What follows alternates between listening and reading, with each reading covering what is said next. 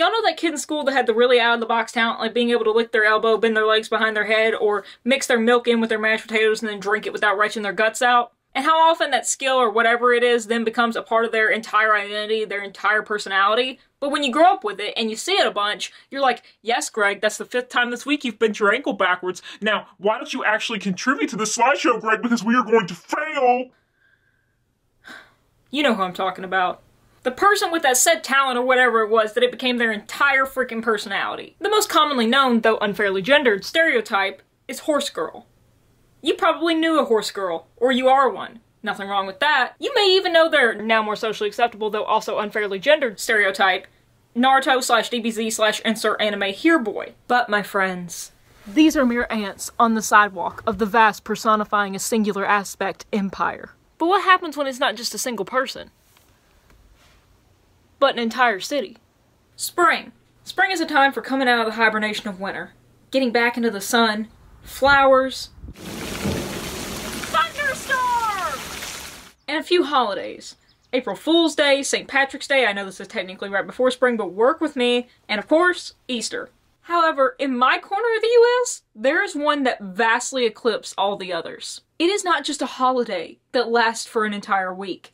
It is an event. It involves a procession of loyal followers spanning generations, trekking for days to the palace. Contests of beauty, strength, and cunning are held among widespread iconography of music and art celebrating the subject of the festivities. So what is the subject of this almost divine dedication and detail? Mules. Mule Day is an annual week-long celebration that takes place during the first week in April in Columbia, Tennessee, aptly nicknamed Muletown. It's a local staple.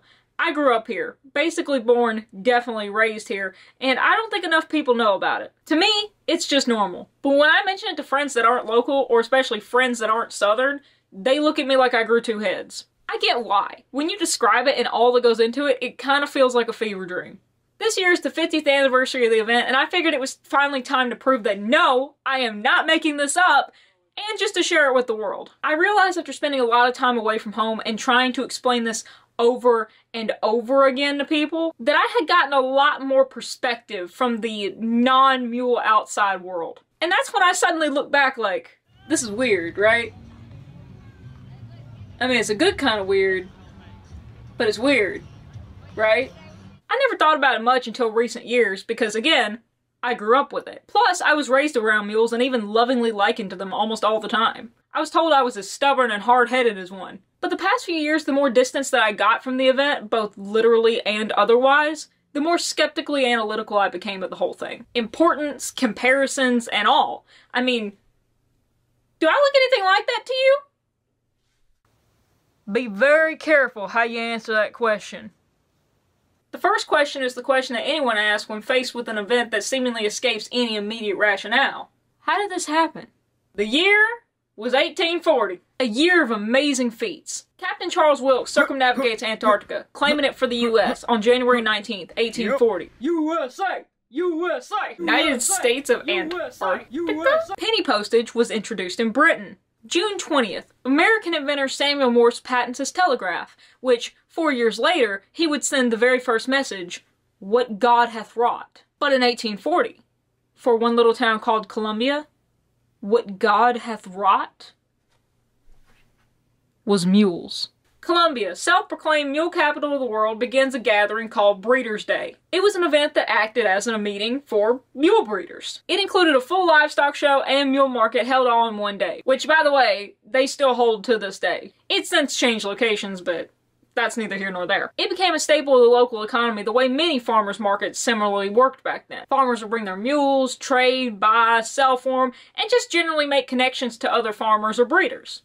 Or other businesses. It wasn't so much a celebration at this point so much as a tradition that they generally held on the first Monday of April. It was still mainly focused on the marketplace and the gathering aspect of farmers and breeders. However, each year the number of visitors seemed to grow. Non-farmers, non-breeders, non-livestock people, just folks coming from miles around just to take a gander at the mules. Fast forward to 1933. Everyone's just been hoofing it along, and then enter this guy. Thomas Marion Brown. Hey, wait a minute. What if we turn this Mule Day into a mule party? Yeah, I don't know, man. I mean, this is kind of like a work thing. I mean, yeah, we have fun, but we're here to make a living. Here to meet new farmers, get new stock, learn new methods. I heard there was gonna be some Henny and Jennies here. I ain't seeing none, so clearly, y'all ain't doing something right. I don't think you understand what those things mean. Let's get this thing rolling, come on. Maybe if we had a little bit more Henny, we might have a few more Jennies. You get what I'm saying? Do you even know what a mule is? Yeah, I'm really sorry, y'all. I was just really excited about this whole thing. I've been thinking about how there's been more and more people coming every year, and it's been a big tradition for a while now, and I just wanted to help it grow, you know?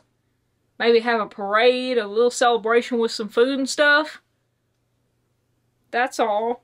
And they loved that idea so much, not only did they implement the first official parade the very next year, 1934, they also made old Thomas Brown himself the very first Grand Marshal. It supposedly drew a crowd of 20,000. Nothing to snuff at. Hi, you're gonna have to excuse the crappy mic quality because this breaking development literally just happened while I'm in the process of editing, and this is sort of a last minute thing, but I feel like it's very important. As I was browsing Facebook, yes, the god of all media of small towns, looking for info on, like, the winners of the Mule Day competitions and, you know, the names of the mules and stuff like that, I came across a post on one of our local town groups by this gentleman named Albert Hines. And I had not seen this post, I don't know how, because I'm pretty active in that group for various reasons. I saw that he had made a post around Mule Day talking about this video taken in Mule Day 1940, taken by his great uncle who was a high-level manager at Eastman Kodak and, quote, had all the goodies of the day. And I was like, oh my god, because this is literally like what I've been looking for. It's kind of easy to find primary sources now today because of the expanse of media, but trying to find it for back then, that way I can properly show how big a deal it was back then and compared to today where it's still a very big deal. So hard. So running across this was a gem, and I immediately asked him, I commented, and I was like, hey, I'm doing a video on Mule Day, sort of like a documentary, sort of a commentary kind of thing.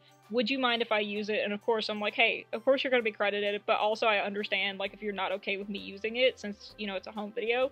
And he said, I would love it if you did. I'll get into this in the video later, but just the fact that this person does not know me from Adam and took me at my word of me being like, hey, I'm born and raised here, and also, like, I'm doing a video about this because I want to share it with the world. Can I use your home movie footage? And they were like, yeah!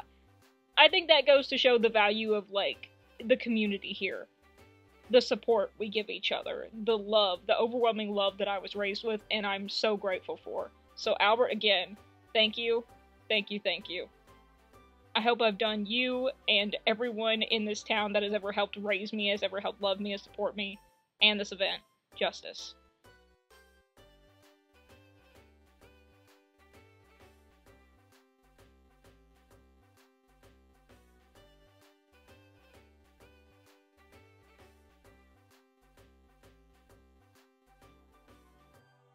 The festival continued growing every single year, up until the 40s, when it was put on indefinite hold by a little something called World War II. Heard of it? The parade returned in 1949 with literal tanks and planes in the parade. I can't confirm this, but my granddad may have very well been in one of those tanks, because he served during this time, and he was a well-known tank mechanic. But he's dead, so I can't ask him. However, 1949 seemed to be the final flag year. While breeders still gathered, there wasn't really a parade or a festival anymore. With the rise in popularity and accessibility of the tractor, mules were kind of being phased out. So the gathering just kind of happened. 1960s. The Murray County Bridle and Saddle Club was formed in the late 1960s. They were a club that held shows during the summer months for its members. After officially being charted as a non-profit in the early 1970s, they began looking for ways to raise money to give back to the community that they called home. It's not known who brought it up. There's a lot of debate and discussion and small-town gossip around this. Do not get me started. But it's a tale as old as the storyline of the Harvest Festival in Parks and Rec. Someone suggested that we bring back the beloved festival after a 24-year hiatus. Well, I guess technically it's an older story than the Parks and Rec one, because that was in the early 2000s and this was in the late 70s. And just like Thomas Brown suggested in 1933, 40 years later, the idea was brought back to life again, with the very next parade and festival happening the next year in 1974. This time, though, the festival had grown considerably larger than just a parade and gallivanting around. It had the Queen's Contest, a mule show on Friday, Mule Pulling, and square dancing. So that leads us to now. This year, 2024, was the 50th anniversary. They're calling it 50 years of long ears, and honestly, that's adorable. I have no comment, no notes on that. Since Mule Day starts off on the first Monday of April, like tradition, this year it landed on April Fool's Day. Though the festival and the parade don't actually take place until the weekend, Monday is when it actually starts, because that's when the mule train starts. Yeah, you heard me.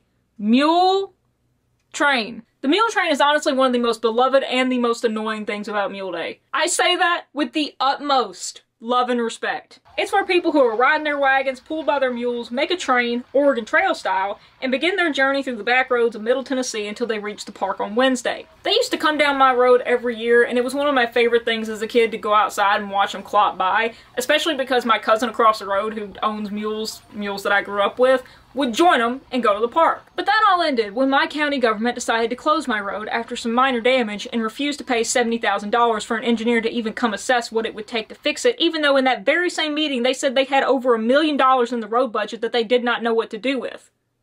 No, I am not joking. So anyway, like most things, before local government got involved, it was a lot of fun. So the mule train didn't come down my road this year, but they did start their trek on Monday. As you can imagine, this gets a little frustrating with traffic, but those of us who are from here know the deal.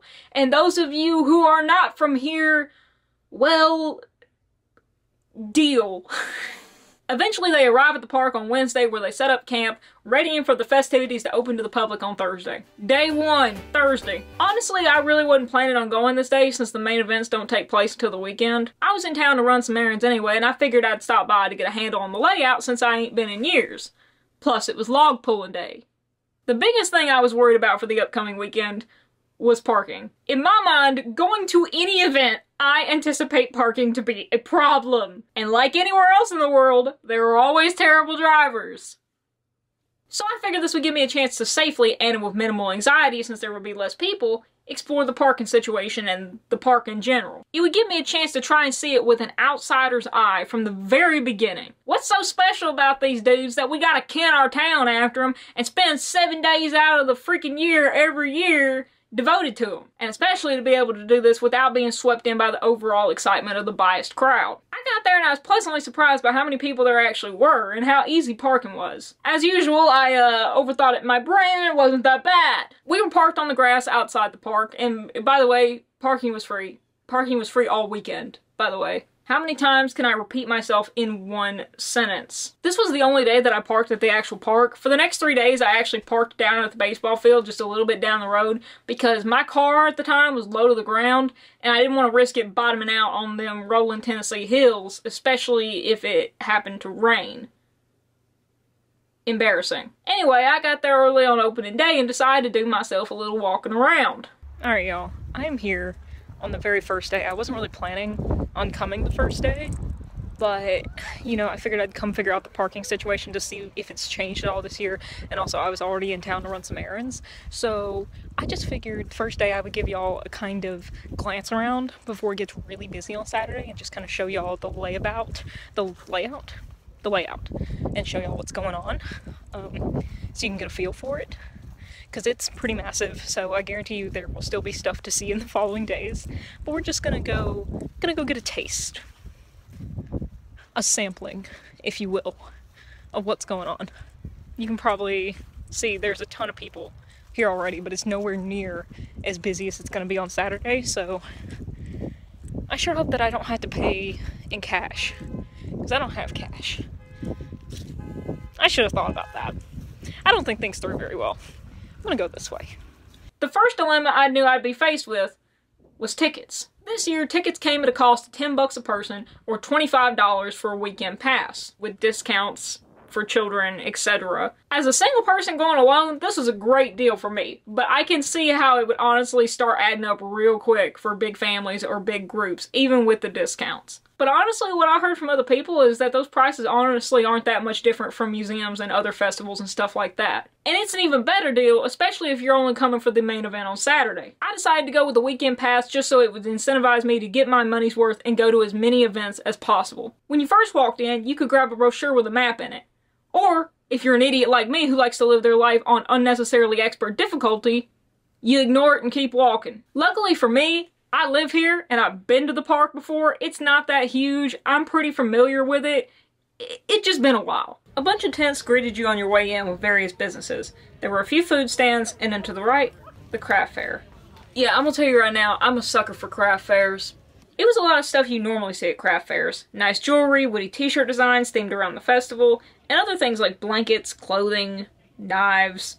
There weren't a ton of people in the craft fair yet, so it gave me a chance to wander around and take it all in. The thing that did surprise me a little bit was the amount of food at this craft fair. Holy cow. They had so much homemade candy and fudge, like an entire vendor's worth. Now I'm used to homemade fudge, but homemade Skittles? Excuse me? To be fair, I thought that was pretty crafty. Thank you. At the entrance of the craft fair, there was a giant map of the park as well as a schedule of the events. Because I'm a genius, I not only took a video as B-roll, but to utilize as reference on my phone for whenever I needed it.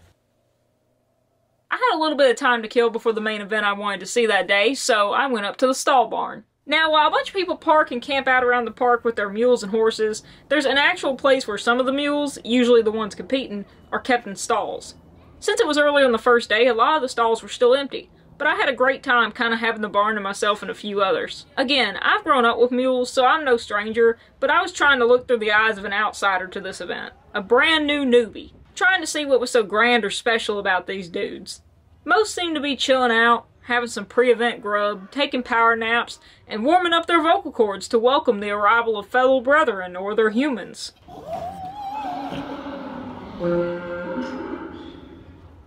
Others were already getting into some tenant disputes. I mean, with today's housing market, is it really a surprise when you end up living next to a jackass? Since it was time for the log pulling, an event I was genuinely excited for, I headed over to the old arena. There are two arenas in this park, the main arena and the old arena. It's called that because it's old. Full disclosure to y'all, this was the only event that I went to that day because going this day was kind of a spur-of-the-moment decision, so I didn't end up bringing any extra portable battery packs or anything like that. And by the time that I had finished walking around and watching the log pulling event, my phone was down on 3%, and I needed to get home. But this was the event that I was most excited for this day anyway. If you don't know, it's clear that mules are hard-working animals. I think anyone that knows what a mule is knows that. They are muscle upon muscle to back it up, too. And actually seeing mules work is my favorite part of Mule Day, because that's the context that I grew up with them in. You know, a lot of people see mules and they're like, oh, hee-haw, they're actually incredible animals. This entire video is actually just a slow descent into me discovering that besides sharks and tigers and wolves, mules are my favorite animal.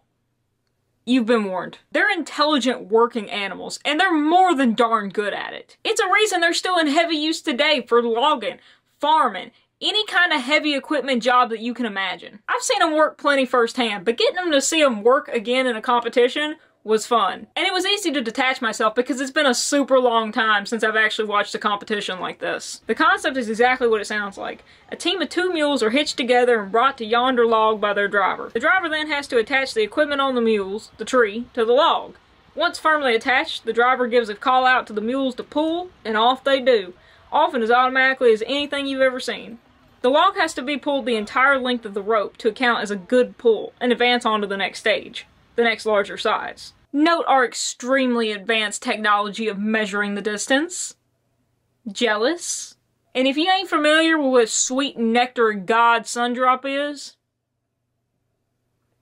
bless your heart. While I was watching this event, standing around and enjoying the day-long haze after 2 previous days of non-stop rain, I took note of my surroundings. You might be surprised to hear that there were a ton of families with kids there, because it's the middle of the week. Shouldn't them darn kids be in school? Not when there's mules, they're not. Here's another little fun fact. Our county-wide spring break, like for our county schools and stuff, is staggered differently from other counties simply because of Mule Day. We're a week later. So that instead of getting that last week off in March, we get the first week off in April so that we can enjoy Mule Day to its fullest. That is the level of dedication and devotion we are talking here. It is not just a cute marketing plot employed by the town for history and tourism. This actually affects government and educational administration. That's the pull that these mules have. It goes so much deeper than you realize. This actually affects school calendars. So there were plenty of families with kids, but there were plenty of general groups of friends or couples hanging out and enjoying the event. This event was the start of a trend that I noticed about the attendees, but we'll get to that later. Overall, the event was fun, but I think it also really set the tone for just how expansive this event still clearly is. While I was there, I heard people all around me chattering about how far away they came for this festival. Several states away, across the country even. Which is cool, seeing how far away this thing reaches. Then I was quickly snap, crackle, popped back into reality whenever the announcer said that our two judges for the competition were, 1, the sheriff of our county that everyone knows and that I've known since I was in elementary school when he was still a canine officer, and 2, a family friend that's worked with my mom for years, and a guy I went to high school with and his dad were competing in the competition. That's how small town this thing still is. Usually 1 or 2 people hold the leads while a few others guide the mules. One will then hitch the mules to the clamp or the hook on the log, and it's kind of amazing to see because it's totally like on instinct that once these mules feel that pressure of something heavy being behind them, they just know work time, and they want to go. They don't just stop and dawdle. For most, it's automatic depending on how tight their connection is and how their drivers lead them. Others are able to hitch their teams calmly, but you can tell these mules are still knowing it's work time, just waiting for the signal. Either way, that's their cue for the humans to get the hell out of the way, and the drivers cue the mules to pull. And pull they do. Now, like a lot of competitions, this was divided up by weight class. So you went from the taller big boys all the way down to the little ones. And I was enraptured the whole daggum time. I thought it might get repetitive, but each new hookup was like a new challenge because sometimes teams that had hooked up real nice and smooth suddenly got real tired or super excited, and they had to get them back in control. Either way, it was fascinating to not only watch the animals work, but how easy it is to actually see the varieties of personalities in the mules, in the leaders, in the coaches. It was a lot like watching a human competition, actually. And in a way, it kind of was, because humans also have a lot to do with it. Being able to communicate and work together to drive the mules, to guide them. So as much as it was a show of the mule's strength, it was a show of the driver's skills too. So I could definitely see why people will be drawn to this type of thing in the sense that it's fascinating like any other competition of skill. A good start from my research and delve into the mule mind. After watching a successful competition and conquering my anxiety, I headed home. There were some other events that happened the first day after this, but I didn't get footage of them, though I do want to mention them. One in particular because it might be treason if I don't. There's stuff like the dog show, the feed time races, and the donkey and mule sorting. But what we really need to talk about is what comes after the jackpot mule races. The Miss Mule Day pageant. Hear ye, hear ye! Mirror, mirror on the wall, who's the best hee-haw of 'em all? Toddlers and tiaras, eat our sweet feed. Where am I going? The thing about the pageant is there isn't just a mule queen. She's got a whole daggum court. Yeah, sure, in regular pageants they get runners-up, you know, 2nd, 3rd, 4th, all that. Yeah, that's not good enough here. Here we usually have a total of about 5 or more. So we got the queen and 4 or 5 runners-up, usually, give or take. And let me tell you something. They work overtime. They ain't just there to compete, get a trophy, be in the parade, and go home. These girls, that's crazy. Y'all hear that?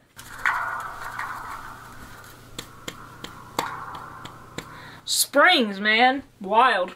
It's like a full-on court commitment, dadgummit, because with the exception of this first day, I went to the majority of the events, and I can pretty safely say that I think they were pretty much at every single one of them. Whether it was just to introduce it, say an opening speech, or what have you, they showed up. I don't even want to know what their pedometer steps were at the end of the day. But while they definitely worked, they clearly got to have a lot of fun too. Which brings us into...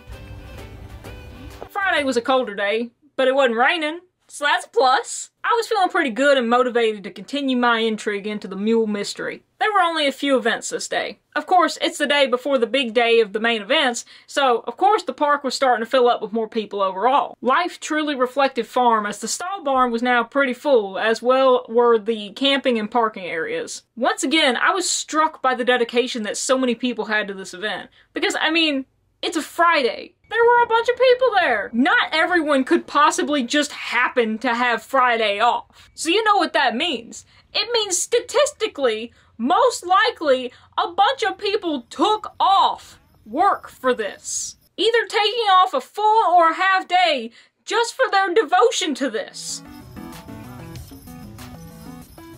It's exactly what it sounds like. I honestly don't know what else I expected going into this. I mean, I expected what was in the name, just not how they were going to show it. Turns out, it was another example of showcasing both human and animal combination of skill, with more of an emphasis on the driver's ability to get the desired trot, angle, all that good stuff. They had classes based on age, weight, types of wagon, etc. What I didn't expect, obstacle course.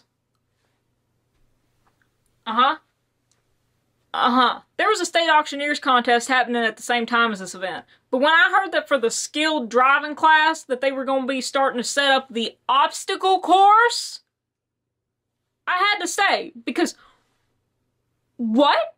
Picture, if you will, what comes to mind when I tell you the phrase mule obstacle course.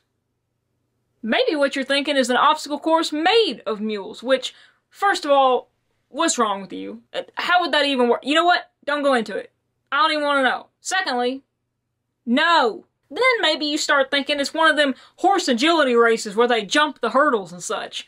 Yeah, closer, but no feedback for you. But I can't blame you, because my imagination was going wild. You know, I had heard mighty tales of mule feats throughout history, using them to resupply the front lines on battlefields, even under the harshest conditions. Conquer impossible terrain. Lungs that gave battle cries so fearsome that some historians think that it was not a trumpet that brought down the mighty walls of Jericho, but a mule that simply had to haul. And I had seen firsthand the awe-inspiring reserves of strength they have. I couldn't imagine what lofty challenges that they might throw, but I was certain the mules could handle them. Yeah, see, thing is that it's a mule driving obstacle course, not an obstacle course for the mules.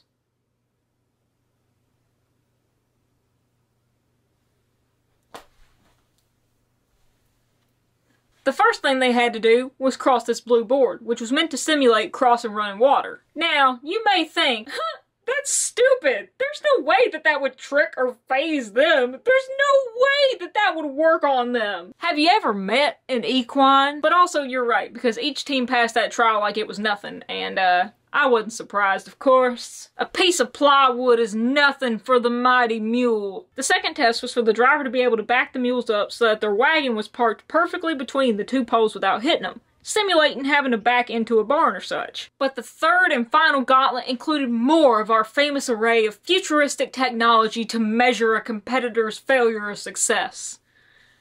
Flour.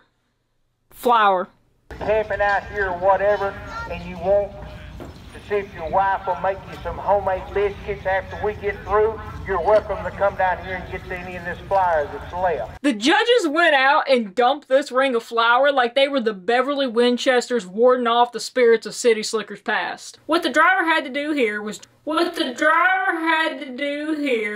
drive the mules forward, get their back wheel in the circle, and then lead the mules 360 around the circle and do a full roundabout, just moving and maneuvering and grooving with the mules without ever bringing their back wheel out of the flower circle. So in a way, it was like the sumo wrestling of Mule Day.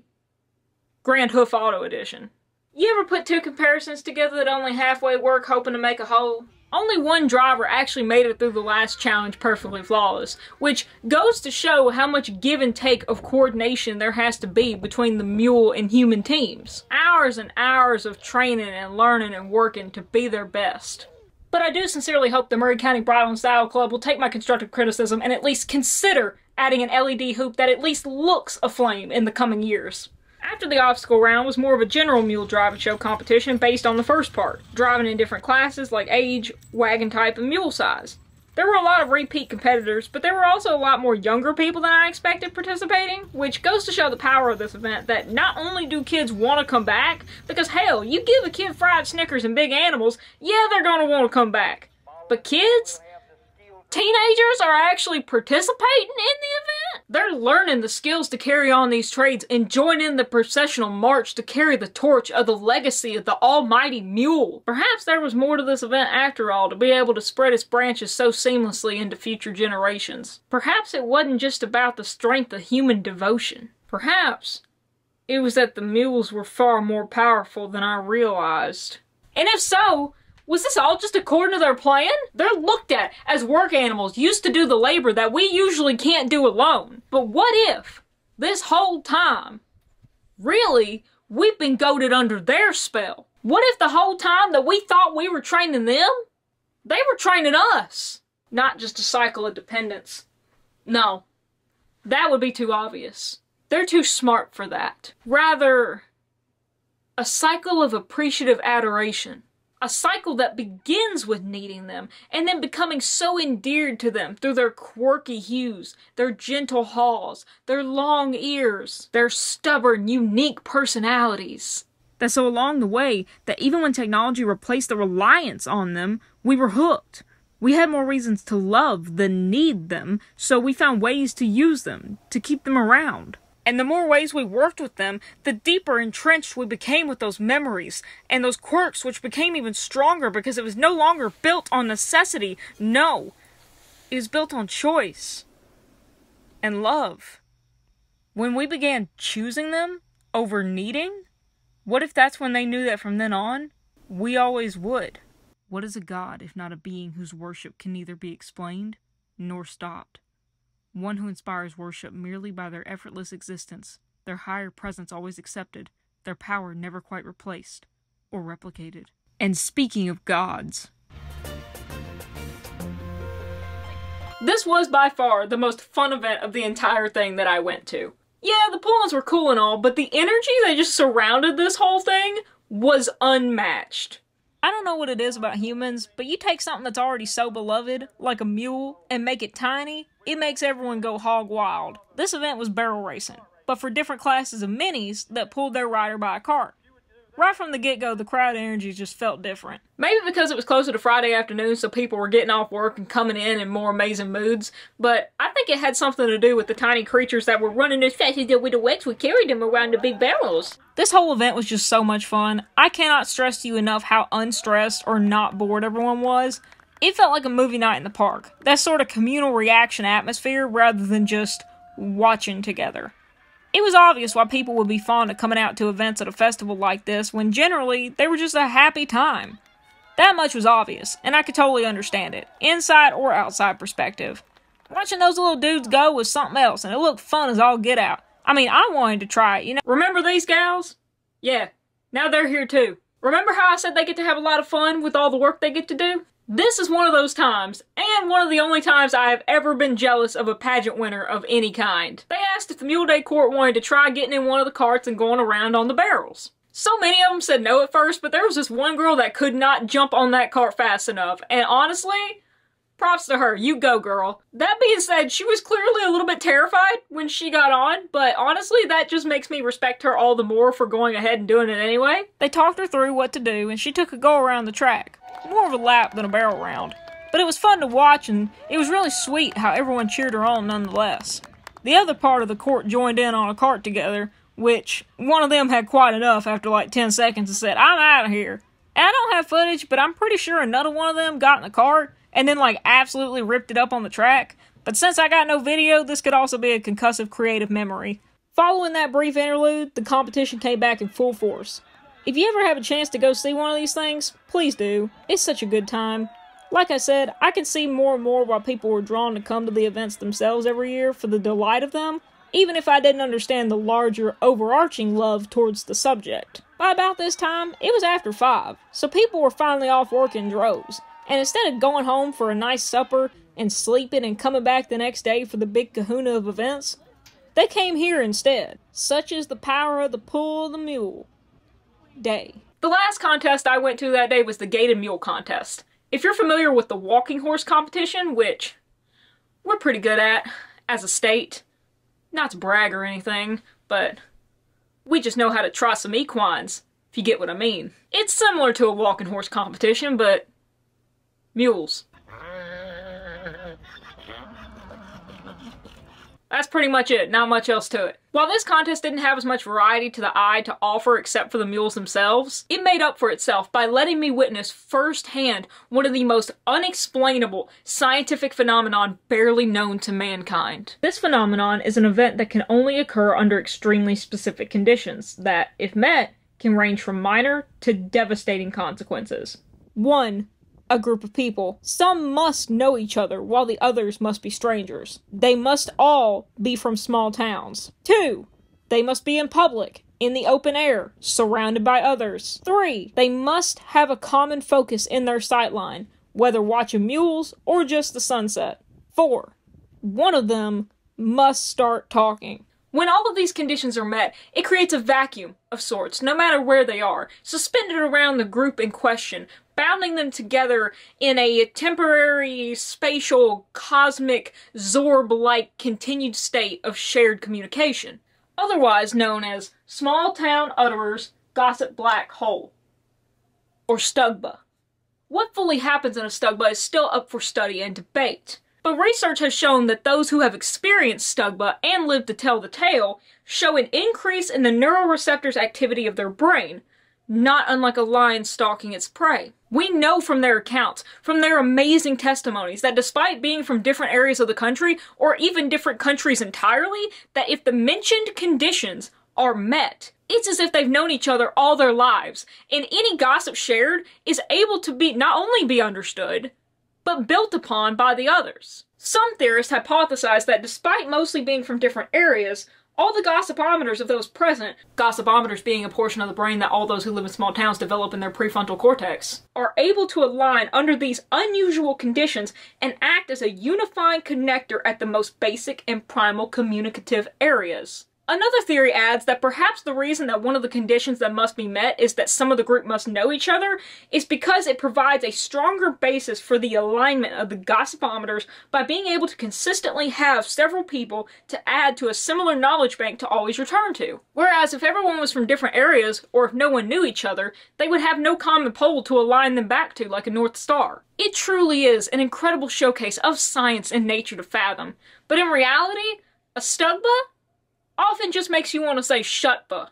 I was just sitting on the hillside, enjoying watching the mules walk around, and I cannot tell you the amount of gossip I heard going around from these few people who brought all of these strangers into their orbit. They were gossiping only the way that small town people can. I heard stories about different contests and festivals of their own towns being rigged. Like some mysterious dark council presides over the pumpkin pie festival, or that they ardently care who wins the chili cook-off. They were so invested with each other, it felt like listening to some co-op TSC version of improv. As ridiculous and as mildly irritating as it was, I did hear some interesting info about the competitors, albeit I take this with a farm load of salt, obviously, but apparently one of the mules competing here was a $30,000 mule, which, that don't surprise me, but still.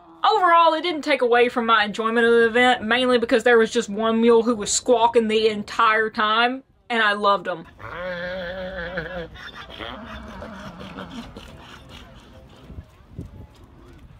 I'm pretty sure it was the mule that I had seen the day before at the old arena, which I didn't mention in the video, but trust me, I noticed him, because that one had just been hee-hawing his way in the high heaven with not a soul that could stop him, and I just remember I kept thinking every time I heard him, I'd be sitting there for 2 minutes and then just hear him off in the distance, and every single time I thought, God, I want to be them. But I'm not sure it was the same one. I don't want to lie to you, but I met some people that would. The Liars Contest, Mule Tales, is a small event held in the theater of the high school right next to the park. I was intrigued when I first heard about it because the gist is, it's a comedy storytelling joke contest. I wasn't sure what I was in for, but I know if there's one thing that Southerners are great at, it's spinning tales and our unique ways of telling them. Even saying that, though, I was preparing myself for the inevitable cringe of amateur stand-up comedians. Surprisingly, though, I guess our story weaver genes won out, because everyone that took the mic was really clever, engaging, and funny. I think I actually outwardly laughed at each one at least one time. It was a sweet contest in a way, because it was a much smaller attendance since it was adjacent to the park, not directly in the action, but yet it felt as involved as the mini cart show earlier. Just a bunch of humans bonding over the comedy of all types, but most with a common thematic thread: mules. Though our experiences differed as much as the mules themselves, we had all been endeared enough by them and their lovable traits, whether firsthand or otherwise. So no matter the wealth, or lack thereof, of personal encounters with them, we were all able to laugh at the same level. And I thought that was pretty neat. And powerful. To be able to create such unity the same way they carved a niche into our hearts. I left that event, walking through the almost not at all lit areas of the park to get to my car, only mildly anxious, but mostly happy. And with Mule Day already halfway over, I reflected on the drive home. Going into the festival with some healthy, distant skepticism of my years away, I was surprised to find I wasn't as overwhelmed as I thought I'd be with the event and its revelry of our hooved pals. While I had had a good time, watched some fun events, and left with a smile the past 2 days, I had to be honest, I still didn't see what the big deal was to cause such reverence, love, intricate planning, and an almost fanatical devotion to the mule. Yeah, mules are kinda neat, and the events were really fun, but really, I didn't see much that was different from your regular county fair, except for just a really, really heavy-handed theme. I tried to put myself in the shoes of friends and colleagues who I've tried to explain this to over the years, and I still couldn't see why 100,000 people would be drawn to this thing every single... 200,000? 200,000 people will be drawn to this every single year!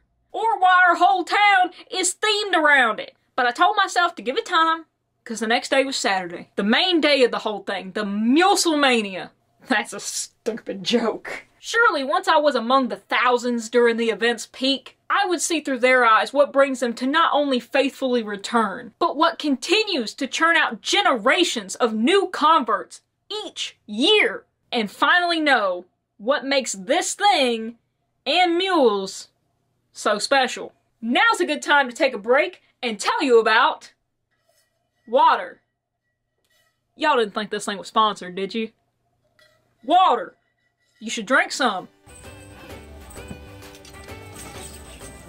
Remember how I mentioned at the beginning of this video how the mule train is something all us locals hate to love and love to hate? Yeah, that's only a practice run compared to this. If you live in any big city where there's big events hosted, you know that when said event is being held, you avoid certain areas at all cost.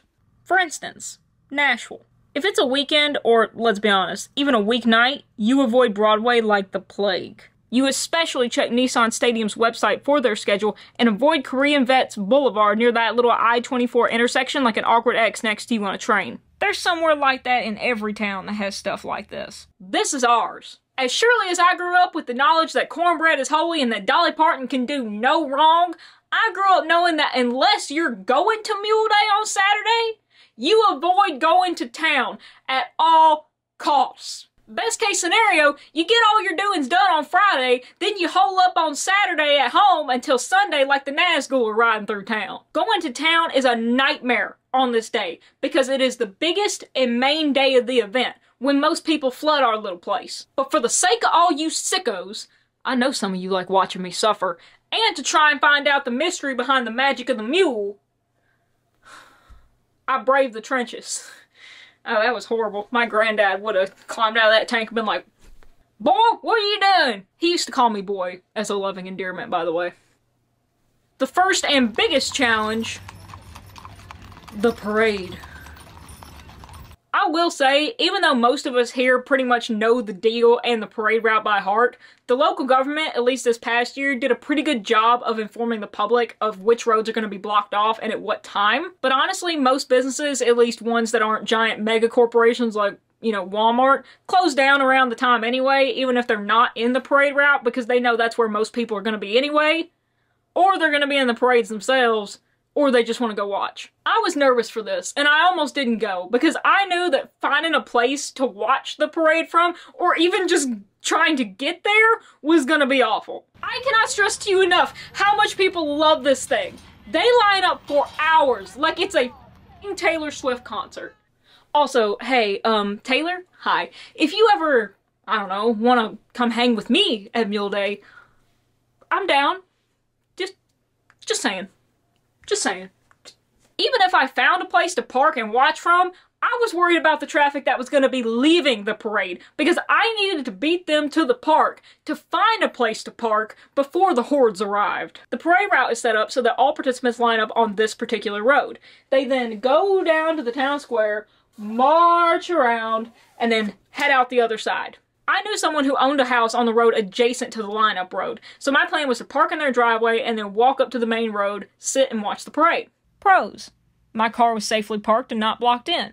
I had a safe place to watch the parade from. I could also leave anytime I wanted, which was important. Since I was watching from the queue, I wouldn't see the Grand Marshal or the people at the front of the parade, but I would see a ton of the participants. But I also wouldn't have to wait for hours for them all to come through like them down at the square. I'd be able to see the end of the parade much sooner and get back to my car and leave way before the majority of people downtown did, hopefully giving me enough time to edge through traffic to get a jump on getting a parking spot.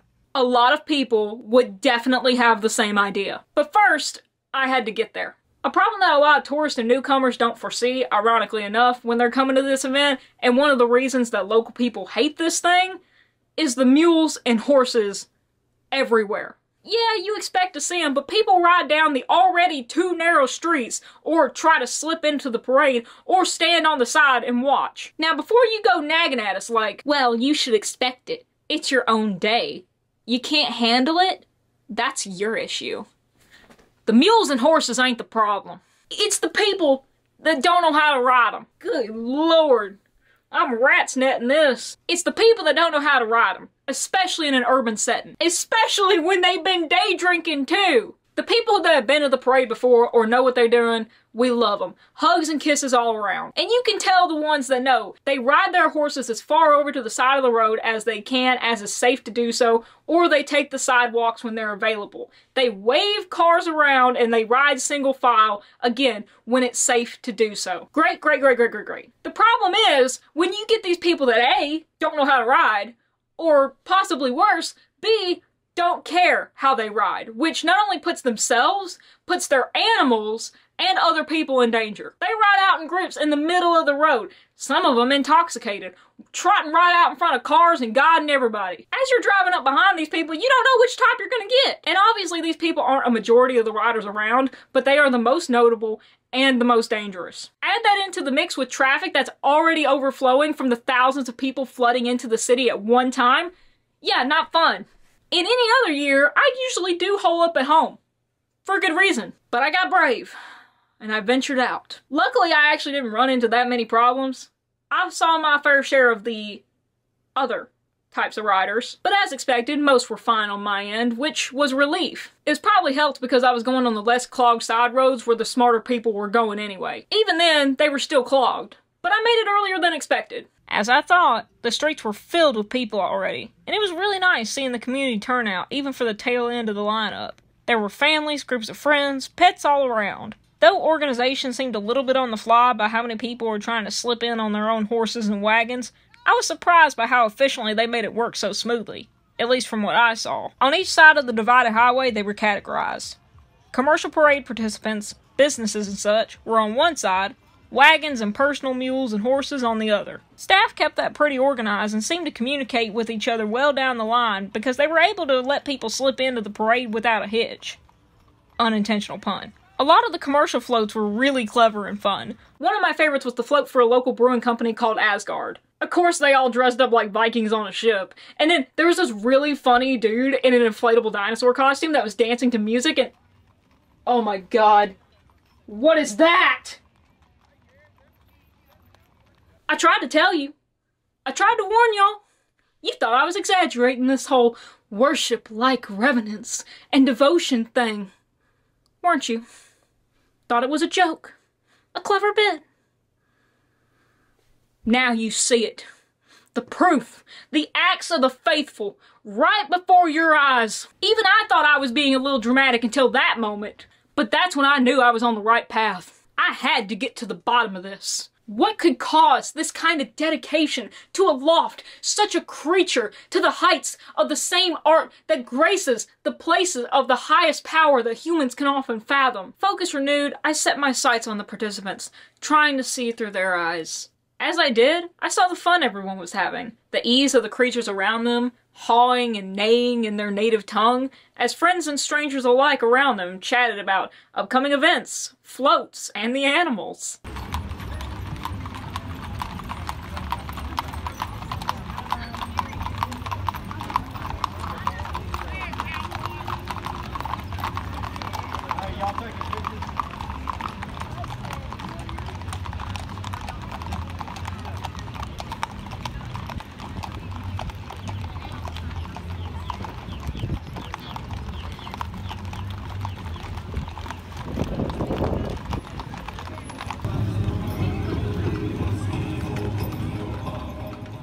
It all felt like a puzzle coming together, working smoothly. Finally, the end of the parade was in sight, and I took that as my cue to go on and head out and try and beat the rush. Well, I did, and I want to tell you a little funny story about it, actually. Where's my stick? The way that I was coming into the park, you have to cross 2 lanes of traffic. This side of the road can just turn and merge onto the road going into the park. But over here, it's a divided highway, so you have to cross and then cross over these 2 lanes to get to that road. As you can imagine, since the city was pretty clogged, people were trying to get in from both directions, so they had cops there standing directing traffic. They were there to not only help congestion, but let the people in the crossing lane actually cross over and not back up the traffic on this side. Well, sometimes it took a while because, they didn't want to have this lane stop too much and get it backed up either. But over here, in the turning lane to cross over, some jerkwads didn't like having to wait 2 minutes, so about 100 feet away from the crossover, there's another little median where you can make a U-turn. They thought they were going to be real clever by turning onto the road that we had to cross. That way they could just merge and not have to wait with the rest of us peasants. And then I saw the most beautiful thing.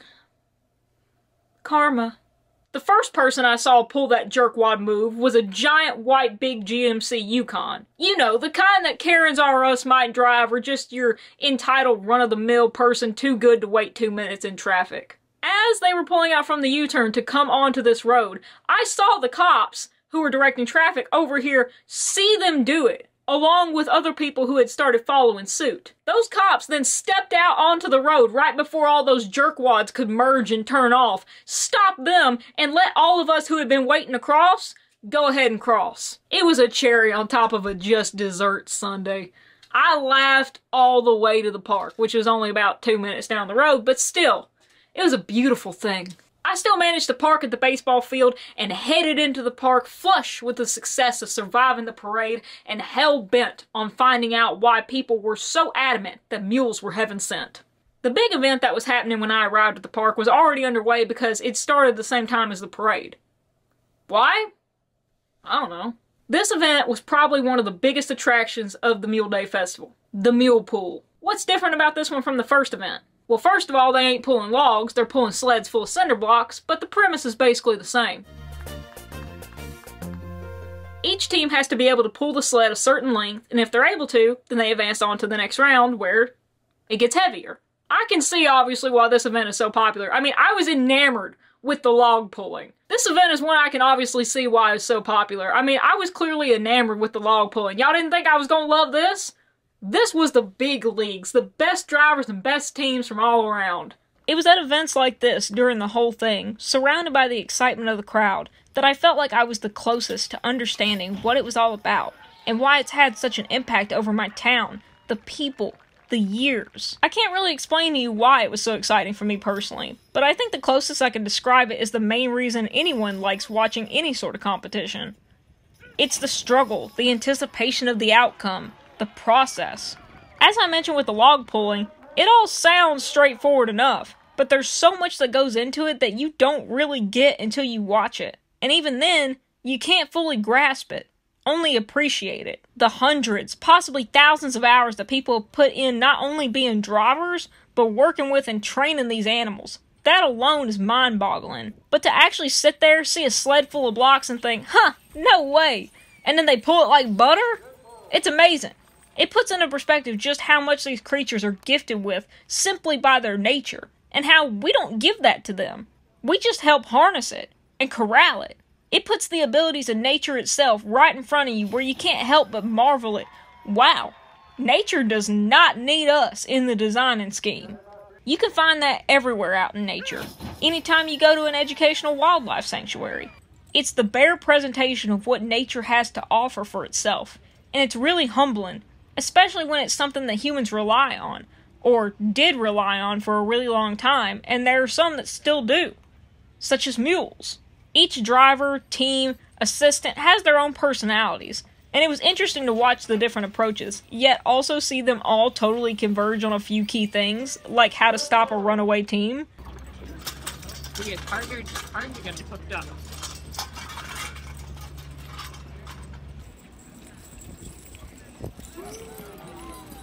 That leads to the fence. Zach, let him to the fence. Don't run out. Let him to the fence. Let him to the fence. It's like football coaches. They all have their own approaches and personalities, but at the end of the day, they all have to be tied back to the same rules. I mean, truly, watching these animals work is captivating, even in a competitive sense. But that don't mean you can take it lightly. I know that we as a society have gotten into a generally harmless, but sometimes very harmful, very bad habit of infantilizing wild animals or just even big ones. Don't get me wrong, I call sharks my children. There's nothing wrong with that so long as that kind of behavior doesn't actually follow you out into the wild. Animals are not your squishikins, they're not your toys. They are living, breathing creatures that can get hurt and can hurt you if you assume too little or don't give them or their environment the respect it deserves. Do not mess around and find out, okay? So in case someone out there is getting bright ideas, don't go doing this without someone who knows what they're doing. I don't need you thinking you're going to go and try and leash up one of these dudes for fun and then getting your butt dragged down through the field or down the road into the next county. Don't be doing it now. These are 1,000-pound furry brick walls. These are not pool jumping dogs and they ain't agility chihuahuas, both of which you should respect and take care of because they're animals. Don't be a psychopath. They can hurt you like that, and it's not like they mean to. But that's all the more reason to take them seriously and have the utmost respect for the experience and the jobs that these folks have. Now that that's out of the way, look at them go! Going back to Kentucky again. This time they're going to have to get him to the fence. Good pull. Good job, Rick.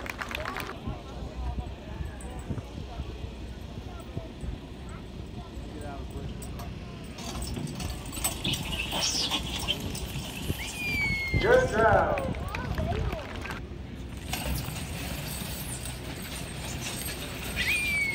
Good pull. Needless to say, the more that I stood there, watching each team, feeling the anticipation building with every pull to see who the crown champion of each class was going to be, the more the crowd's joy started affecting me. The cheers, the laughs, the surprises, I was getting pulled into the ebb and flow of the river-running mule. At first, I tried to stay objective, but then I was like, no, wait, actually, this is what it's all about, right? I'm not gonna fight it. Let's just go with it. Because to see like the Mule Day faithful, you gotta think like the Mule Day faithful. I was determined to treat this day like it was special, to be one with the crowd and the events wherever it took me. It was also special because one of my favorite high school teachers, my ag teacher, and his lovely wife showed up. Because literally everybody and their cousin comes to Mule Day around here. I'm not gonna say his name because good lord, if he ever happens to see this, number one, I'm scooter meat. Number two, I can already see him shaking his head like this.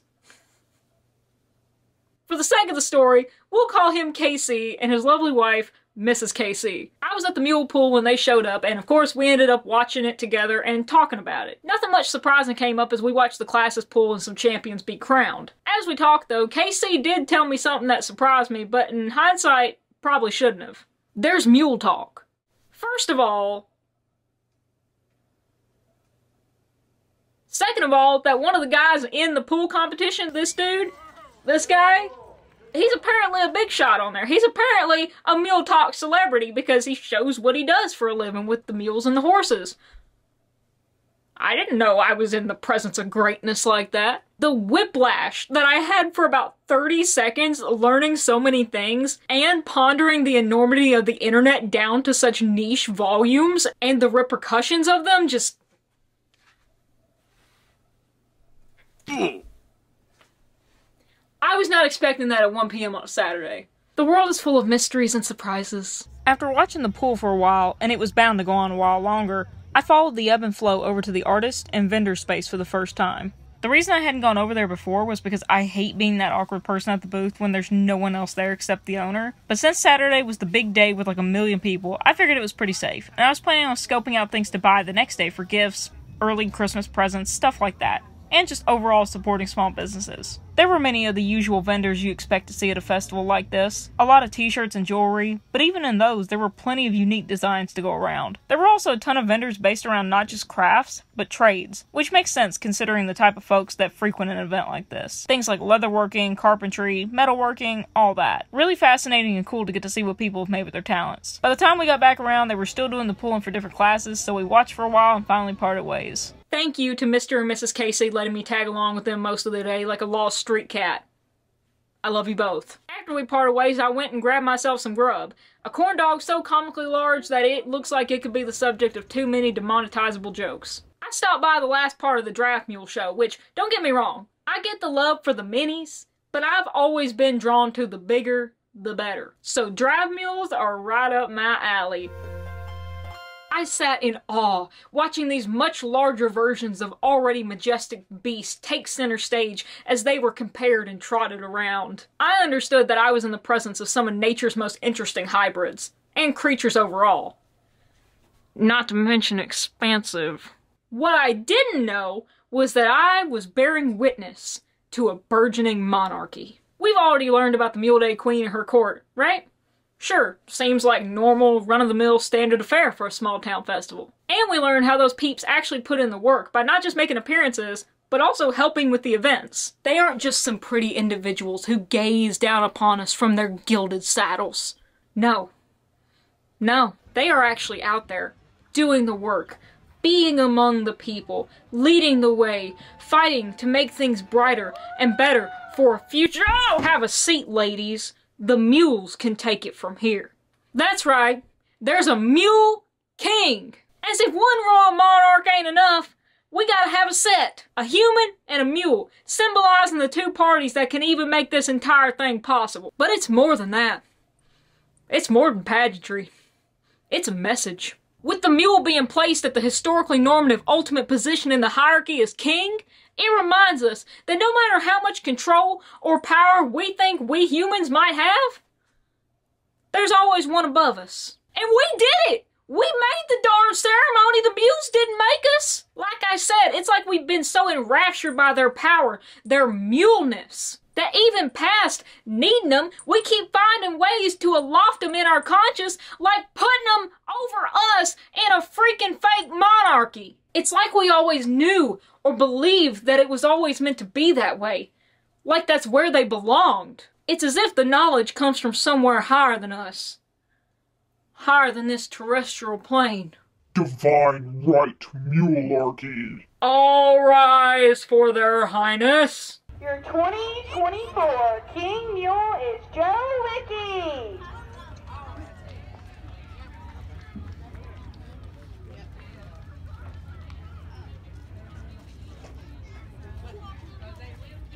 You may be permitted to continue your existence, your pleasantries, your gallantries, so long as you show the proper respect, and so long as you do not forget who is at the top of the hierarchy. After we humbly bowed before our ruler and showed the expected court manners, we were allowed to bask in the presence of the royal glories for a while longer before being dismissed. A word on the behalf of the modernization of the Mule King, you'll notice that I did not use he-him pronouns. That is because, even though it is a divine right absolutism mularchy, it's still the modern age. Anyone can be a Mule King. Just a few years ago, the big beautiful Jane was crowned Mule King at the 2022 Mule Day contest. Here is what she had to say.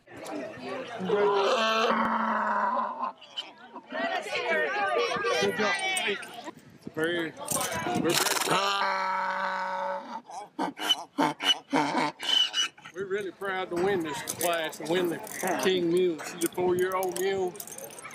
She's a real good mule. We're proud of her. Jane's her name, yeah. Truly, she's an icon for us all. No longer merely a trail rider, but a trailblazer. The last part of the pulling event that day was for the mini classes. That's right, these little guys are back and they are not horsing around because they're mule. It was honestly a little funnier watching these guys because the crowd was obviously loving them, but what was different is the hype of the mules themselves.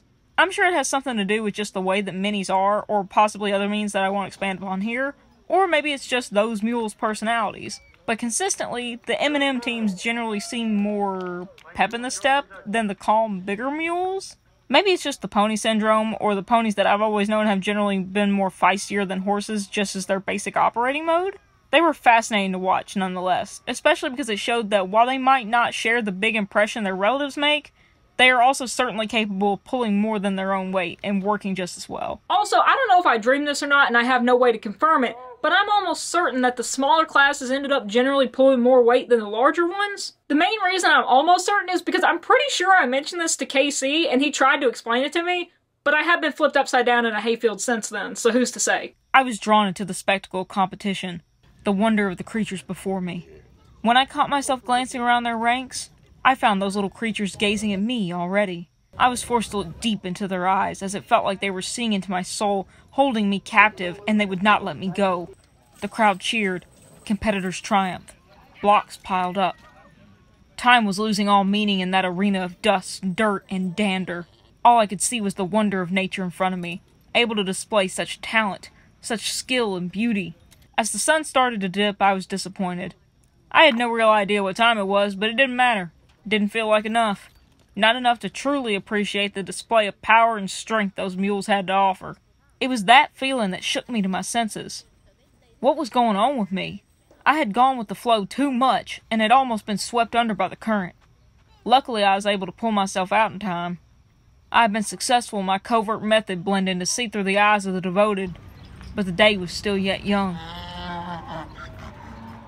With the Mule King's humble blessing, we were dismissed. The events in their domain finished until the morrow. But I still had one more event to attend. Luckily for me, it was human-centered. A chance to catch my breath. Maybe even cut loose. Footloose. That's right, baby! We're going line dancing! Woo! Y'all really didn't think we were gonna let this event scoot boogie on by without having ourselves a hoedown now, did you? Hell!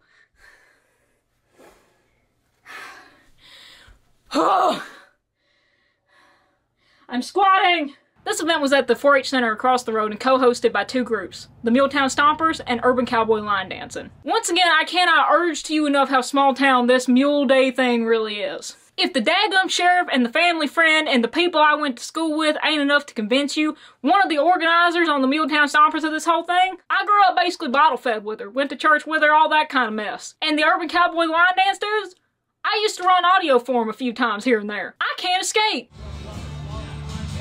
I honestly didn't know what to expect coming into this event. I knew it was being held on the biggest day of Mule Day, but I went in with a healthy bit of skepticism about what the crowd turnout was going to be for various reasons. Number one, it was at the very end of the day, so I expected a lot of people were going to be tired and just want to head home. Two, the event was not at the main park, so I figured not enough people would know about it or where it is and just not go. Three, other logistical crap and other non-major promotional things except for it being in the brochure and on the schedule of events. Generally, I was afraid this event was going to be largely overlooked and it was just going to be me standing there awkwardly in recognition of people there that I knew and feeling expected to participate or to engage. Luckily for me, place was bumping. I mean, I was already pressed to find a parking spot by the time I rolled up, which was only a few minutes after it started from what I remember. Good! Even better than good. Great!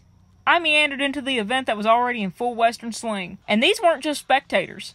These were participants that were filling this place to the brim. Not everybody danced to every song, but it seemed like everyone danced to at least one. It was a swell of community atmosphere. The kind where there was no awkwardness that I walked into of people waiting for others to go first. There was practically no hesitation that I saw, they just got out there and did it. That may speak to people's prior experiences with line dancing and the ages of the groups in general, but it was like all these people had been coming here with each other for forever. While that was the case for a select few, most were strangers. It speaks to the atmosphere of this event to create such an environment that is so quintessentially Southern that even strangers aren't strangers. They're already home. And not just a home that they can come into and sit a spell. A home where they can automatically slip right into doing one of humanity's most notable things that people usually decline to do whenever offered, especially in front of strangers. Dance. It was comfortable and cozy and expansive. I saw people who didn't know each other strike up friendships and merge their groups together. People greeting each other with surprise that they hadn't seen each other since COVID. Friend groups and dates meeting up with each other. And that's the other part that surprised me. How many young people there were. I mean, like, people my age, early 20s and below. Teens are out of school, and you're telling me they're spending their night at a line dance party? In a way, it's not so shocking, because, I mean, hey, everyone's got different taste, and they get to hang out with their friends for relatively cheap. I think tickets were only like $10 or so. They get to dance, they get to listen to music, and besides, what else are they gonna do? Go hang out in the Big Lots or Walmart or Sonic parking lot for the 1000th time? While it was cool to see an all-ages participation, that's also what was so striking about it. It wasn't just participating. It was all ages participating and interacting with each other. By choice. Teenagers were talking to older folks, helping them through the line dances to newer songs, and vice versa. They were even getting food truck grub together. I don't think that I've seen that at any event I've been to in a long time, especially among strangers. Don't look at me like that. I'm not sitting here being like, other darn kids need to learn to respect their elders the way these kids do. I'm not saying that. I'm saying that this was just a nice, true show of interactive community. Not a community just showing up, cheering on like in the stands of the events, but stepping up for each other. And that made me a little homesickly proud for a minute, because it's that kind of interaction that 100% shows me why people continue to attend these shindigs so loyally. Because what happens there, those interactions harken back to the best and most simple principles I feel like my small town, but probably small towns everywhere, instill on people. It's not about what you have. You can make do, or get by with that. It's about the people. People can help hold a place together. It's being kind because it's the right thing to do, and helping because someone needs it, not because what you can get out of it. I guess that's maybe another lesson we learned from the mules. You can get by alone, but it sure makes it a heck of a lot easier to have a team. It was a nice, fun, beautiful community event, and talking to the folks there, especially my childhood friend who was helping run all this, and the staff, according to them, the line dances that they've been hosting at the center, because this wasn't just one, this was the Mule Day one, but they regularly host line dances like this at that center. Apparently those events are doing better and better with attendance of new audiences of all ages. I actually got to talk to the guy who used to run these events before my friend and them took over, and he said that he's noticed more and more young people getting involved in the last few years. Like in the most recent years of Mule Day, he feels like he's seen more young people actually participating than ever, not just attending. Which is so good, because a lot of the trades that actually go into the Mule Day events are kind of like becoming lost arts, because a lot of the country doesn't realize how important they actually are. And you might be like, oh, well that's because we don't need mules to plow anymore or whatever, so like, what's the point? Just because something has lost its necessity to you, does not mean that it's lost its purpose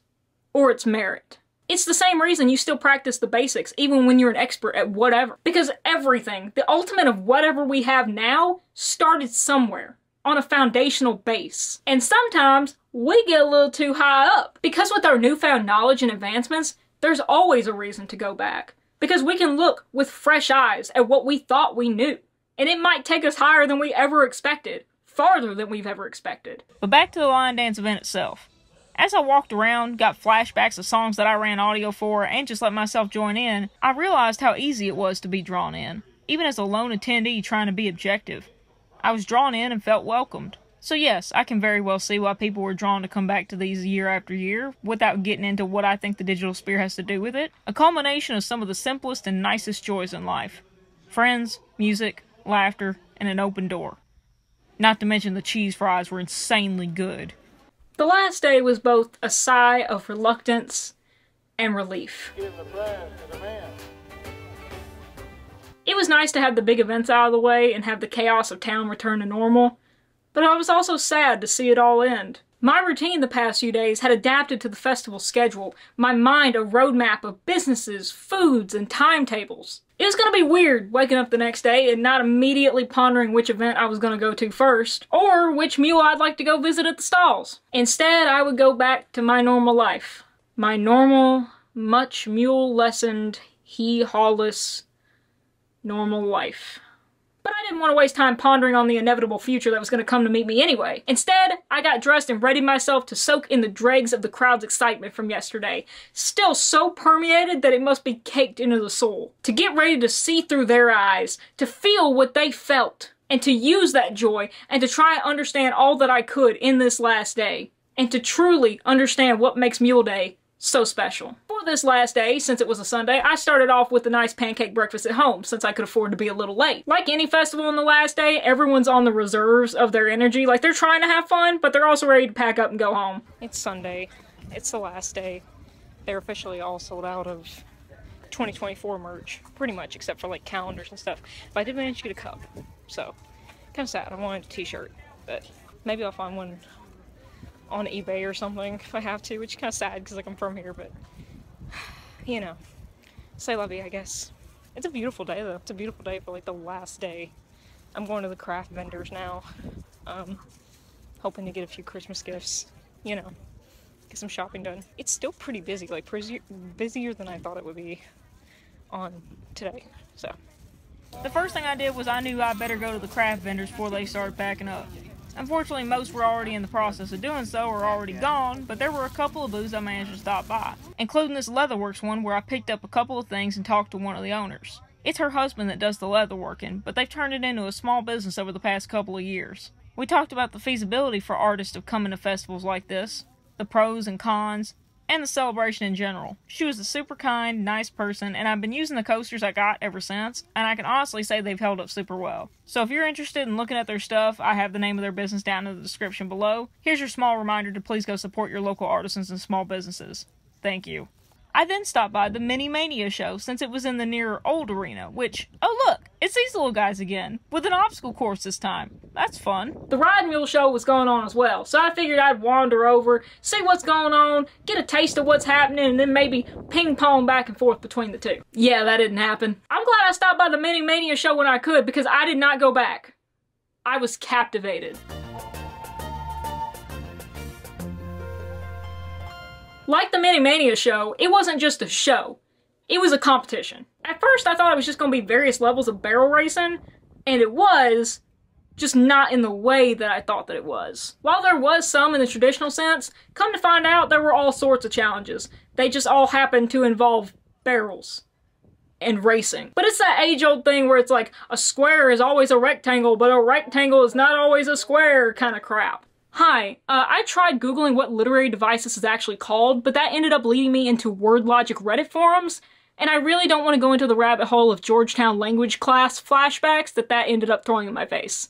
Thanks. While the challenges changed, it all came down to who had the fastest time in each round completing them. The first was fairly simple. Round one barrel and come back to the gate as fast as you can. I told myself I was going to stay and watch the first few rounds, then head back to the Mini Mania show and ping pong back and forth, but this is where I ended up being stuck to the fence like glue. Walking around Mule Day and just throughout my life, I've seen people ride mules. I'm no stranger to that now. But riding them competitively is a different story. You might think it's probably very similar to riding horses, and in a lot of ways, it is. But also, it ain't. It's about as similar and different as horses and mules generally are. While I was drawing my own conclusions watching this, I also listened to the talk of the folks around me. There was one man there who I wanted so badly to ask a few questions to one-on-one, but he was busy, rightfully so, because of all his family, wife, and kids were competing. Funnily enough, he is also the one that I mentioned had been riding that one mysterious horror I had been hearing all weekend. However, I did get to chat with him in an overall group as we stood there at the fence with various older riders and farmhands and such. He was saying how training and riding a mule are different than a horse, because it's not just about teaching them, hey, this heel means left,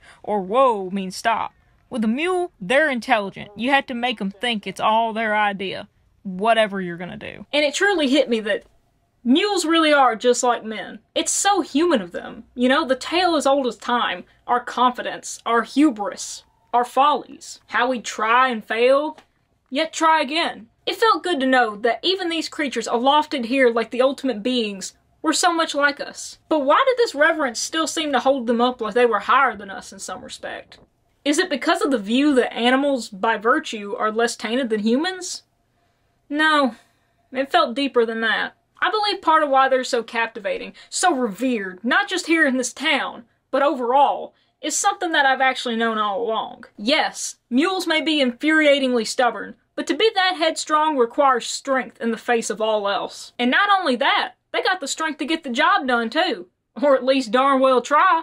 They just need to be guided. And I feel like that's something I've always thought, but never quite dwelled on as part of why they're a symbol of the working class or communities like mine. It wasn't just about my city, or even my county being endeared to them. No, the answer had been in front of me the whole time. It's just sparkling at the edges in a blur, not yet fully formed. Their reach is so widespread across the country and across continents because of their determination. Persevering. It's inspiring and speaks to the human spirit and experience on all levels, no matter if you're a farmer, an artist, or what have you. Maybe it's almost envy, watching how no matter what they're faced with, they're still so resilient, so strong-willed, and they do not bend or break unless they're broken. And we watch with envious adoration, wondering how, and wishing we could be like that, admiring them with an almost mythical wonder at their existence and persistence. It's why we love human stories about overcoming all odds despite them being stacked against us. It gives us hope. It gives us courage at that little piece deep down in ourselves that maybe we're capable of the same thing. But I think mules take that a step further, and that's part of the devotion, or wonder. Because mules aren't just tidbits of those stories. They're living, breathing, walking examples of that approach to life. It's their modus operandi a lot of the times. So yeah, while they are big, beautiful beasts, maybe they're also the embodiments of what we wish we could be more like sometimes. But maybe we feel we don't know how, or that we're not able to. So instead, we look to them. We admire them, praise them, love them for being all the things that they unabashedly are, for teaching us a little bit more about ourselves, and maybe who we could be along the way.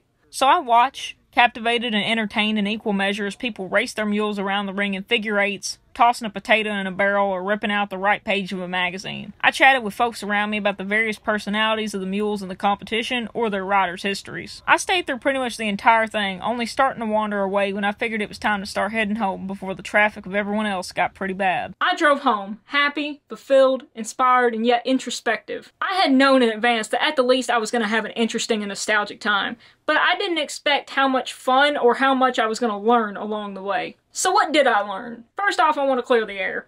When I first started making this video, I reached out to friends, colleagues, neighbors, people I've known my whole life, people in the community, because my original intention was this video to make it more of a documentary-esque style about the whole event, but I didn't end up getting the amount of input I felt I needed from the community to be able to do that sort of project justice, so I obviously ended up switching gears.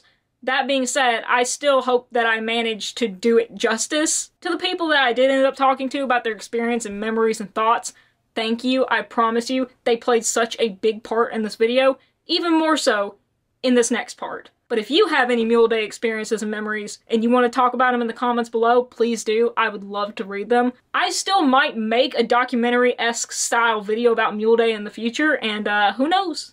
Who knows? Your comments might wind up in them. Who knows? Who's to say? Who's to say? Not me.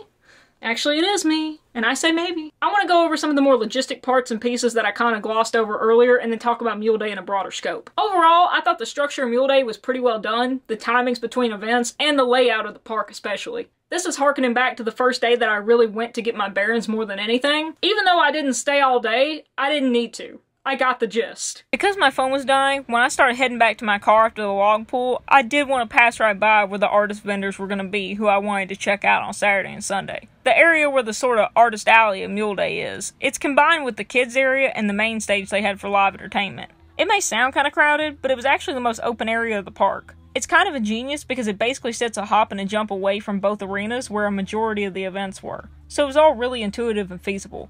You can move from one arena down to the next, then to the fun and arts area, as we'll call it, and just make a circle around through the whole thing right up through the food trucks. Then you circle around again at the front gates, stall barn, and all that. Like I said, pretty simple and intuitive, and helped by the layout of the park, playing to its strengths. The only downside with the layout that I saw was the alley of food. On Thursday, opening day, it wasn't that bad because there weren't so many people, But just having food vendors line up on either side of the road was bound to be congested with people lining up come Saturday and Sunday, which it was, but I honestly don't know a better way that they could have set that up, and considering the general ease of the rest of everything, it felt like a tolerable annoyance. I want to take a sidebar here, because though I didn't get a program that day, when I finally did, I want to compliment the map that was inside of it. This is honestly one of the best festival maps I've ever seen. I mean, the color-coded gates with the arrows, the entrances and exits, even orienting the arenas to each other. This goes to show it's really not that hard to do something that simple and helpful. So good job on that, Mule Day. Too bad I didn't get it on the first day to appreciate it sooner. Speaking of food, when did I talk about food? Now let's talk about the grub. If there's another thing that Southerners do not mess around with, it's our food and our home cooking especially. Even if you ain't into mules, go to Mule Day for the food. But don't just come in here thinking it's all gonna be settled and done with your run-of-the-mill greasy food truck traps. We got that too, but it ain't gonna be a gathering without Granny's home cooking now. Y'all know this. If it ain't clear as mud how important our food is, especially home cooking, they put it on the freaking program as a featured thing, y'all. White beans and ham. That's a main freaking event! God bless America. But it ain't just that. It's a park. So of course they got the concession stand, and boy howdy were they using it and cruising it. If you didn't want to meander down to the lines and the greasy goodness of the food truck alley, you could march right up to concessions where volunteers were serving classic food like hot dogs and hamburgers. I got a cheeseburger myself and honestly it was freaking delicious. Money well spent, tummy and heart full and happy. As for the food truck alley, do I really need to go into the heap and helping of grub that was offered here? A lot of it is what you usually expect to see at county fairs or similar gatherings. Fried things of every variety. Except it's like your third cousin Jesse cooking a recipe passed down from your grandma Ethel. I think this clip from Tennessee Crossroads when they visited Mule Day a few years ago can sum it up pretty well. How long does it cook? I don't know, till it turns brown. He's done for fried Snickers what Einstein did for physics. Yes, it's a 105-year-old family recipe, but I can't tell you. You can't tell me? I would, but my grandmama turned over in her grave. You don't let it cool real long, because when it gets cold, it's kind of nasty tasting. That had me howling with laughter the first time I saw it because it is so quintessentially Mule Day and just this area in general. Y'all think I'm crazy? Y'all think this is putting on a show? You see where I get it from. You see how I was raised. Y'all ain't met my mama yet, but she's worse. That being said, there were plenty of other foods too. A lot healthier options and a lot more international dish choices. At least a lot more than I ever remember growing up. Which is cool. And surprisingly, the alley didn't end up getting too crowded except for the peak time on Saturday, which that's the biggest time of the biggest day during the biggest events. I'm not really shocked. Otherwise, the other times I saw it, it seemed pretty manageable. As for the people, lovely. I've almost never had a nicer time in a crowd. Legitimately. It was the epitome of why I love being where I'm from. I done wax poetic about a bunch of wholesome interactions like at the line dance and the mini pools and stuff, so you get what I mean. Overall, it felt like the South that I know. The home that I'm proud of, where no one is a stranger and everyone's welcome. Everyone. I passed by campers and horse trailers in the parking fields, one of which a blue heeler saw me and ran up barking at me, but didn't approach too close. They were being a very good dog and protective of the horses, and the owner called them back almost apologetically, and I was like, I've had dogs like yours my whole life. I'm not scared. They're fine. I get it. They're doing a good job. People were chipping in left and right to help people out, loading trailers, or even helping the girls find the ribbon winners when they just rode off before they could grab it. You will meet all kinds of characters at Mule Day, just like anywhere else in the South. But there's a special kind of character always at Mule Day. It's like a great big magnet for them. You can't spit without hitting one. And that leads me into talking about why this thing is so daggum important. So let's back up a little. I told y'all my town has literally centered itself around the mule identity, hence Mule Town, and I think all the dedication and pomp and circumstance that goes into Mule Day shows that a little bit, but it doesn't really show how it's really a way of life all year round. Not just that 1 week in April. They wear the mule tag and name loud and proud around here. Businesses show their pride and loyalty to our humble thematic overlords by using their namesake at every available opportunity. It's like they need to lovingly name drop mules as some sort of, "We're one of you! We're locals!" cry of allegiance. Muletown Coffee Roasters. Cool mule. I don't even really know what to say, this just gives the overall vibe. From this distance you can't really tell.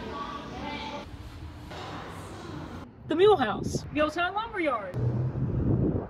plus so many more that I didn't name or visit. It's kind of like a college town naming all their stuff after the mascot. But why the big deal about Mule Day? Is it just the town pride associated with its history? It's gotta be more than just a year-long gimmick. I'm sure it has a lot to do with the symbolism of mules I mentioned all about earlier. But really, when it comes down to it, I think more than anything, it's about the people too. When I think of Mule Day from personal experience, I know it's special to a lot of people because of their memories there. Memories of going as a kid, going with their families or their friends in school, riding in the mule train, riding in the parade, everything. Most everyone around here, born and raised at least, has a Mule Day story. It's an ingrained part of an important tradition for a lot of folks. It holds tremendous emotional and nostalgic weight. Getting down to the gristle though, even if we ain't put it in words yet, I think part of the reason why Mule Day has always been such a big deal, still is, and will continue to be such a big deal, is because like the mule, it symbolizes something bigger than itself. Earlier I mentioned how the mule can be seen as a widespread symbol of determination, strength, and overcoming adversity to all walks of life and experiences. How there's something innately inspiring in their nature that spans times and places. Similar things can be said of Mule Day. I believe that's why it's not only continuing on so well, but continuing to grow, even with the newest generations participating in the competitions and trades. It's not that trades are a dying art that's the problem. It's the dying joy of them. Mule Day shows what can and does happen when you put the joy back in, when you start with joy. It pays off not only in the present, but for the future generations like we're already seeing. And then of course you had the people saying the argument that kids ain't into work, or trades. Of course a kid usually ain't gonna take to something if you just show it to them like it's work. They're part of the new generation. All they know when associated with work is the increase in stress they've seen their parents and loved ones under. Some of the worst we've ever seen in terms of economics and all that fun data. So when you present it to them like, hey, this thing is super stressful and sometimes dangerous and it's a lot of work, they're already growing up with negative connotations of work.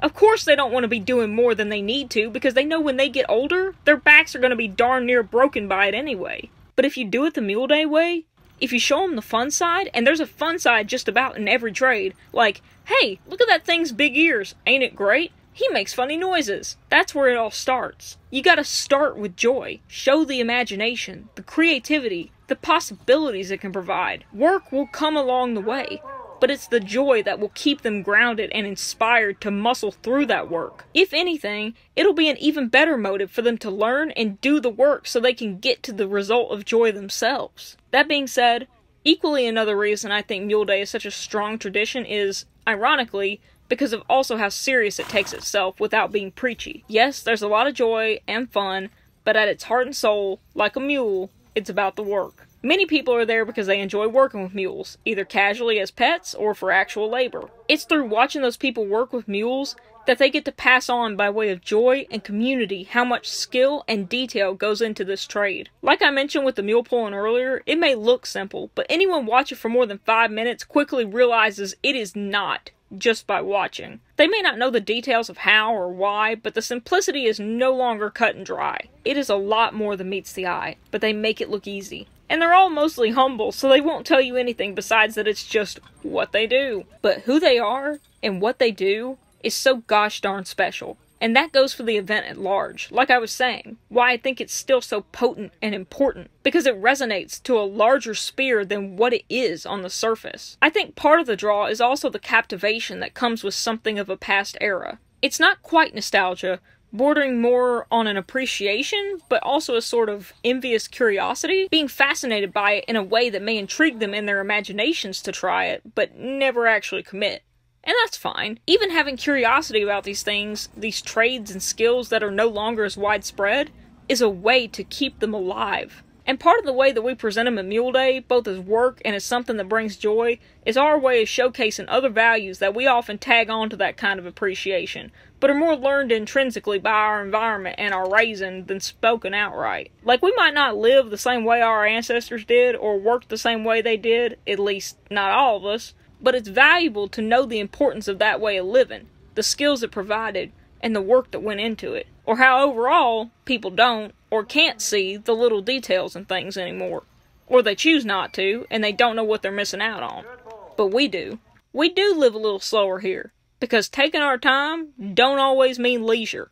It means things worth doing are worth taking the time to get them done right. You may not know what a double tree is or a swivel hook. You may not know that one of the most dangerous parts of working mules is hooking them on, and really, you need to work them every day. They do.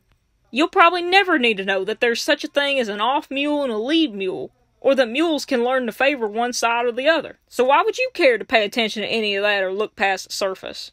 Because it's an exercise not just in knowledge or curiosity, but empathy as well, widening the human experience and your perspective. My guess, this guy you've seen right here at all these pulling videos,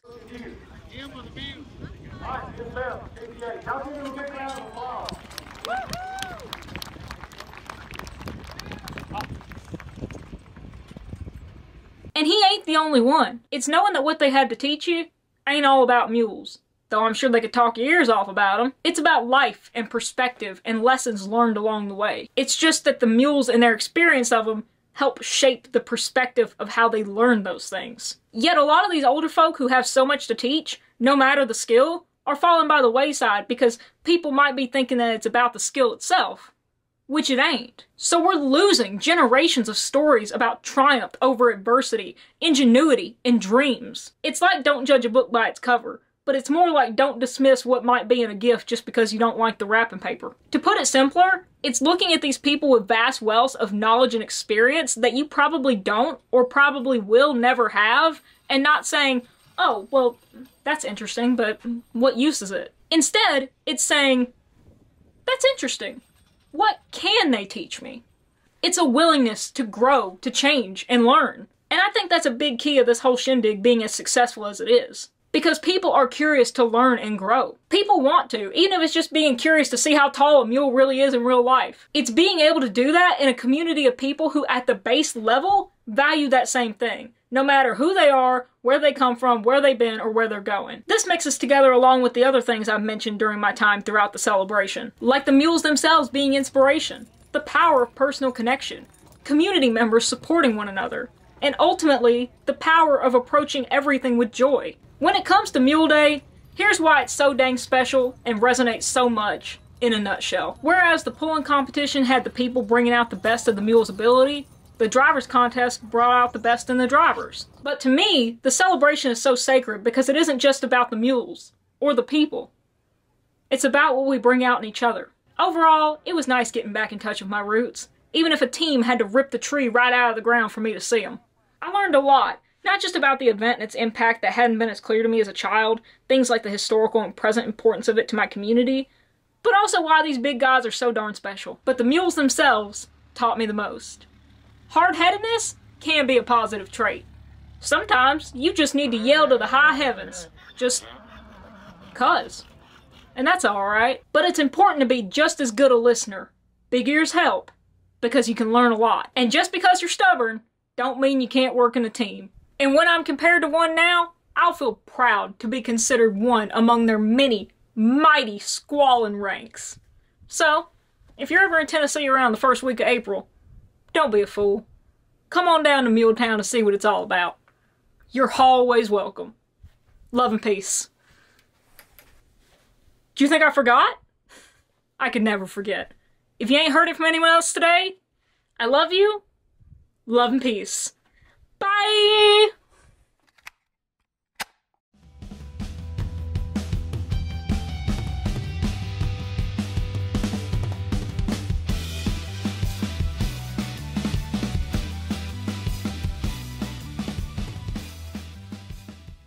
I'm exhausted.